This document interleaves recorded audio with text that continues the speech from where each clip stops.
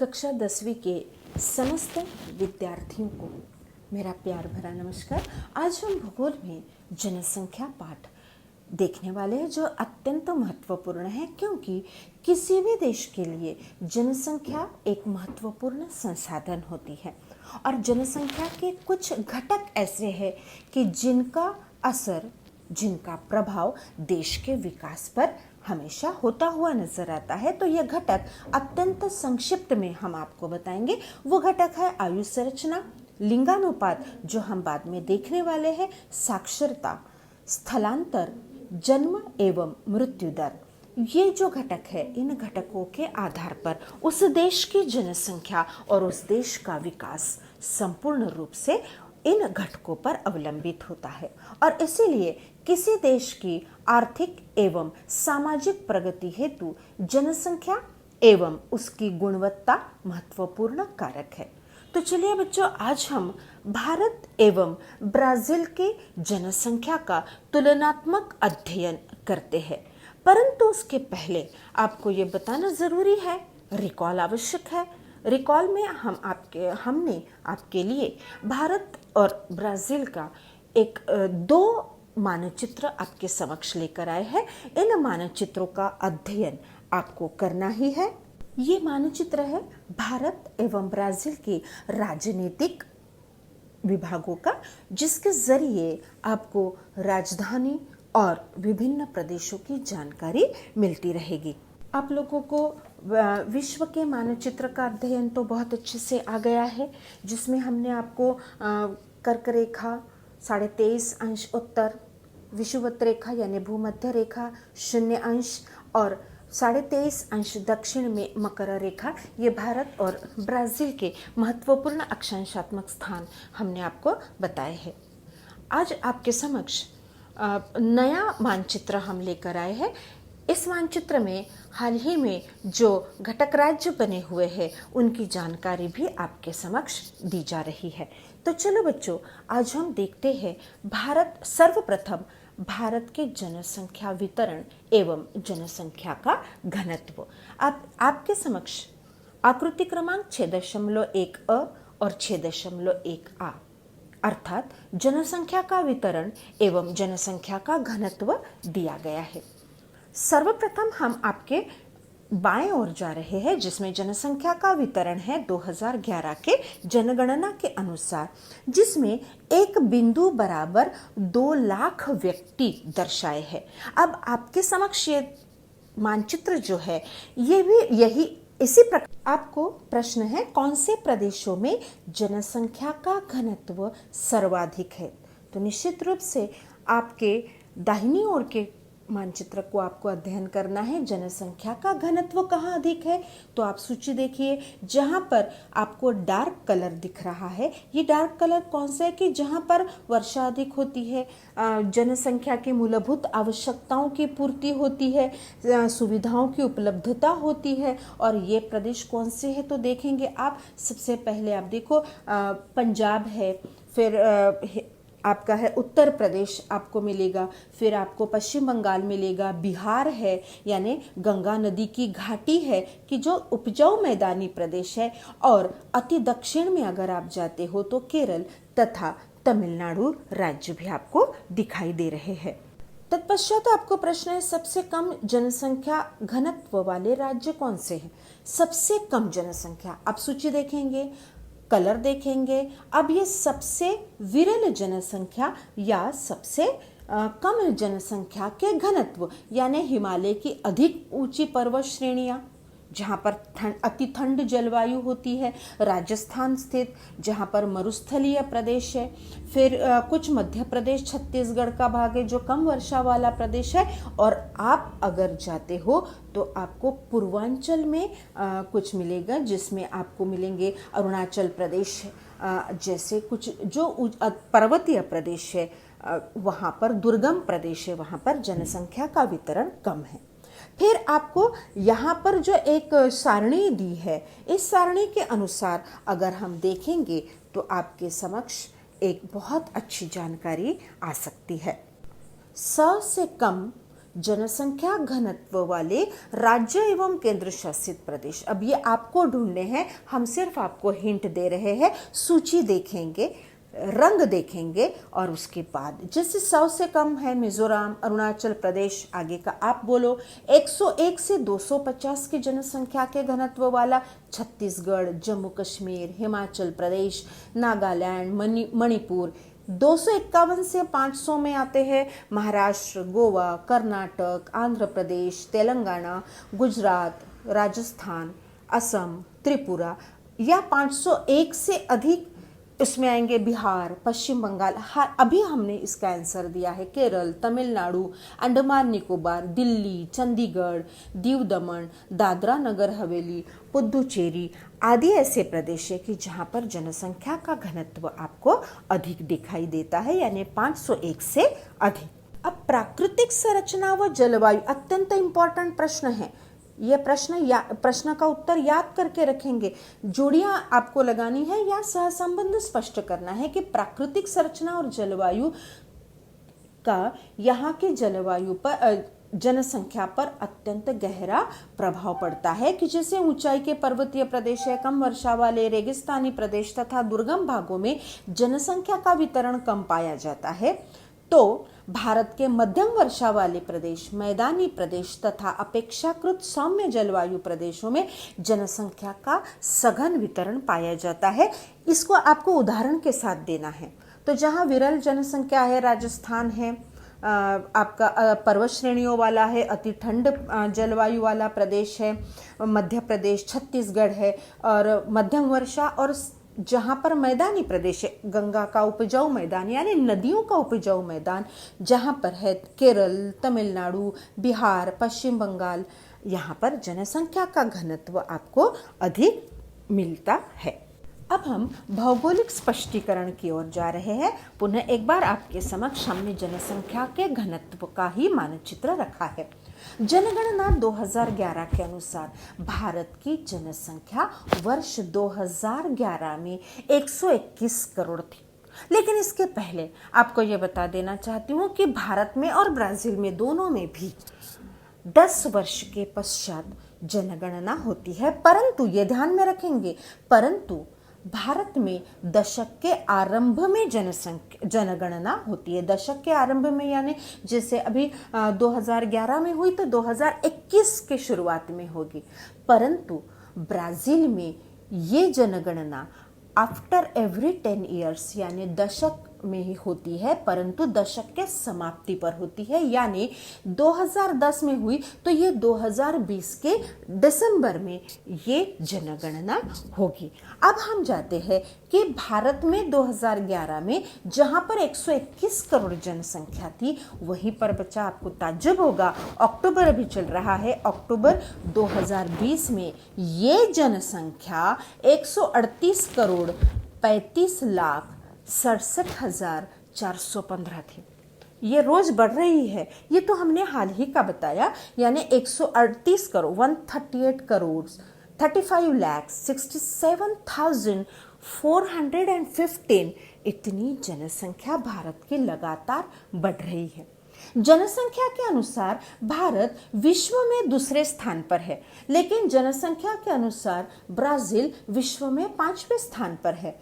भारत में विश्व के कुल क्षेत्रफल का 2.41 यानी 2.41% क्षेत्र भारत के पास है, लेकिन विश्व के कुल जनसंख्या का 17.5 यानी 17.5% हिस्सा भारत में है। आप सोचिए बेटा कि भारत के पास जमीन थोड़ी है, जनसंख्या ज्यादा है। चीन सर्वप्रथम स्थान पर है तो भारत दूसरे स्थान पर है।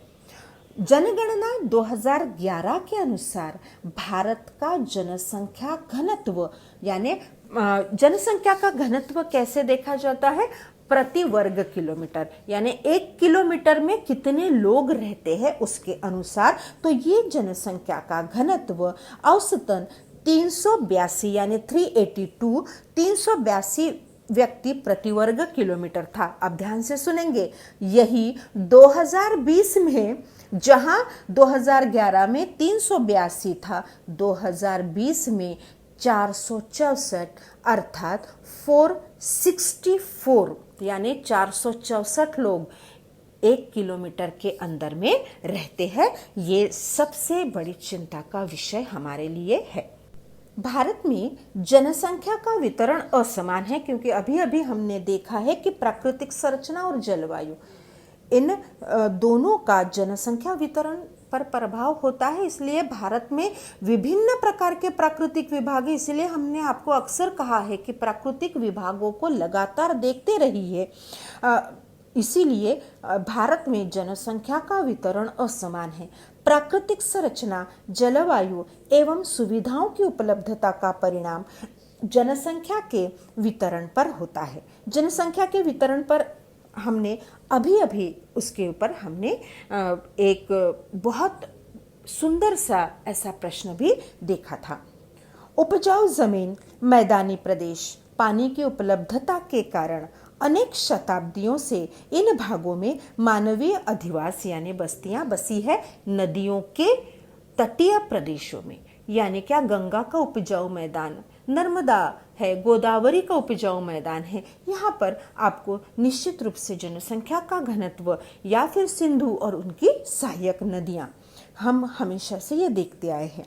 कृषि व उद्योगों के कारण कुछ भागों में जनसंख्या का केंद्रीकरण बड़े पैमाने पर पाया जाता है। हाल ही में अभी हमने देखा कि जहाँ पर मनुष्य की मूलभूत आवश्यकताओं की पूर्ति होती है, वहाँ पर निश्चित रूप से मनुष्य को जो संसाधनों की उपलब्धता होती है, वहाँ पर जनसंख्या अधिक होती है, जिसे उत्तरी मैदान, दिल्ली, चेन्नई, कोलकाता, मुंबई, पुणे, बेंगलुरु आदि।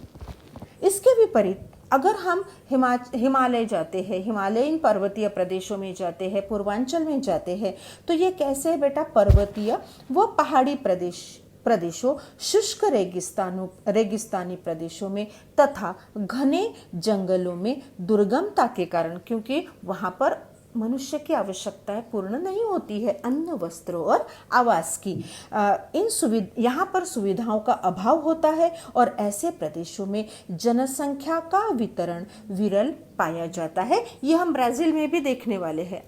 अभी आपको ध्यान में आया होगा कि जहाँ पर गंगा के मैदान में अति जनसंख्या है, लेकिन अमेज़न के मैदान में जनसंख्या विरल है। ये आपको ध्यान में हमेशा रखना है।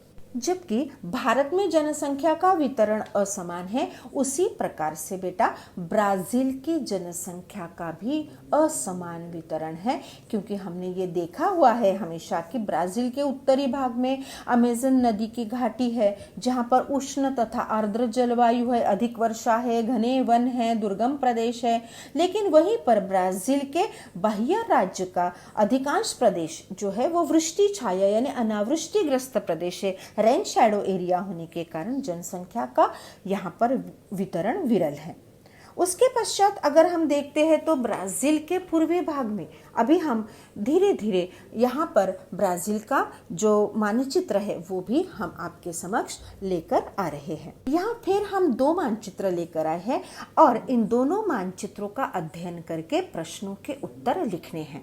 देखिए, किस भाग में जनसंख्या बड़े पैमाने पर केंद्रित दिखाई देती है। पुनः एक बार आपको बिंदु पद्धति देखनी है, बराबर है, और यहाँ पर आपको आपके दाहिने हाथ में जो है जनसंख्या का घनत्व, तो जनसंख्या बड़े पैमाने पर आपको केंद्रित कहाँ दिखाई देती है, ब्राज़ील के, ध्यान से देखेंगे बेटा, ब्राज़ील के पूर्वी तट तथा समशीतोष्ण यानी आप दक्षिण भाग में आ रहे हो, समशीतोष्ण जलवायु वाले रियो डी जानेरो तथा साओ पाउलो राज्यों में जनसंख्या बड़े पैमाने पर केंद्रित दिखाई देती है।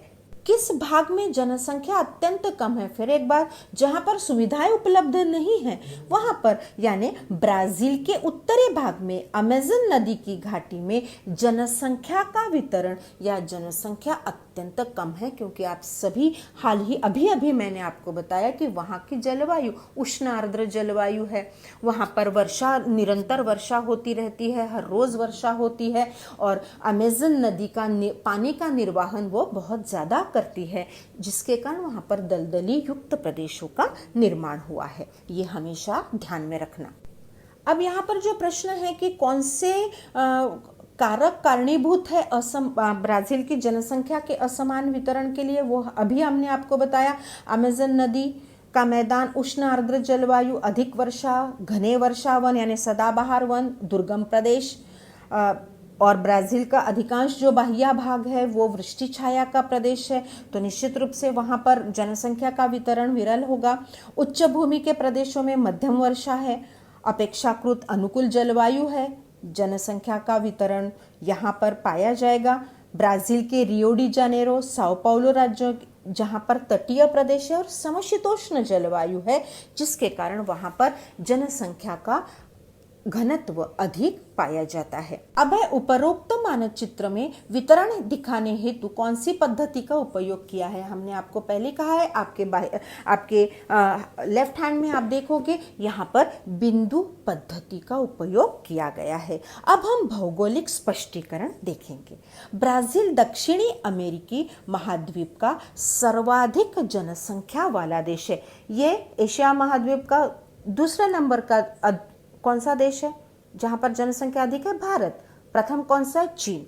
परंतु ये जो देश है ब्राजील, ये दक्षिणी अमेरिका महाद्वीप का सर्वाधिक जनसंख्या वाला देश है।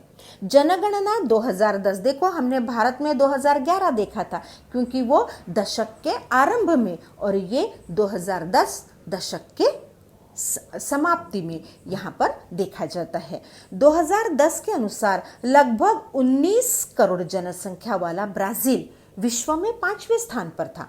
जैसे हमने 2011 और 2020 बताया भारत के लिए, तो ब्राजील के लिए 2020 में ब्राजील की जो जनसंख्या है वो लगभग 21 करोड़ जनसंख्या थी, और जो ब्राजील 5वें स्थान पर है।